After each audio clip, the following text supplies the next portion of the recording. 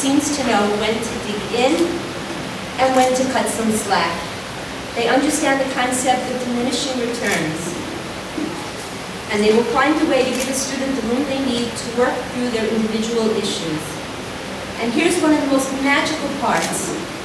They somehow make the students understand that they cannot use someone else's challenges. None of this, but he's allowed to, so why can't I?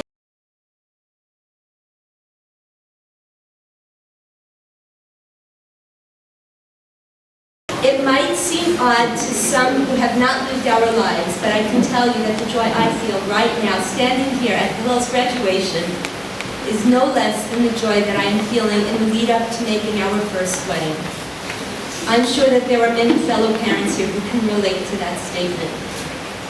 We entrusted Ohr Moshe with the care of our most precious possession, our child. Ohr Moshe is returning to us a young man who makes us so proud. He's a good Jew with a beautiful connection to Hashem. He is a caring person and considerate of his fellow man. He does not despair or give up when he experiences failure. He knows how to pick up and move on. He judges others favorably. He knows how to face challenges. And he is willing to face challenges for the purpose of self-growth. He knows how to encourage others around him, and he knows how to be a friend. He learned these things with the guidance of the wonderful staff of Ohr Moshe.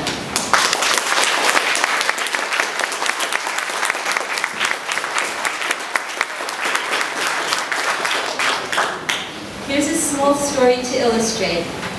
At the time of his bar mitzvah, Hillel was too afraid to lane, even though he knew how. Over the last couple of years, Hillel has often been the gabbai and sometimes been the bal tefillah at the school minyan, giving him the opportunity to experience standing in front of a crowd and leading. This year, as his birthday approached, of his own volition, Hillel decided that he would like to read Rishon in the school minyan.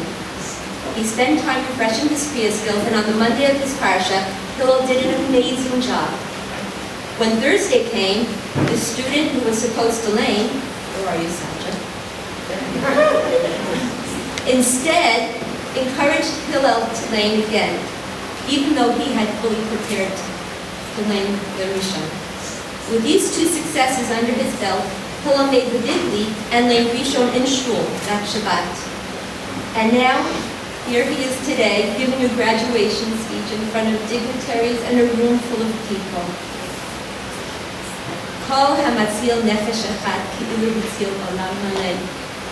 Imagine having the split of doing this for so many children. I envy the staff of Ohr Moshe for the sky they have waiting for them for all their hard work. We feel so blessed that Ohr Moshe was there just in time for our son. When Hillel was born, he was very sick. We got into Hashem asking that the doctors who care for Hillel be the right shlichim for helping him, and our tefillot were answered. With Ohr Moshe, we once again feel like Hashem has answered our tefillot for the right shlichim to help Hillel.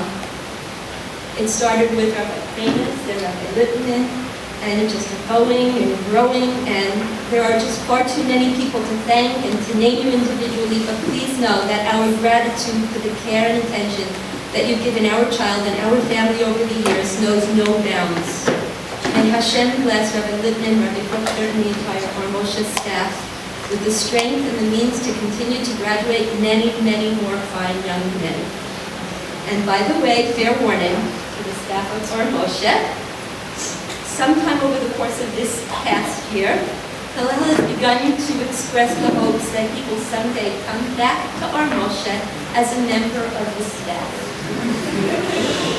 Now, if Hillel had said this to me or to my husband when he started here, I would have thought to myself, not to him, but myself, yeah, dream on.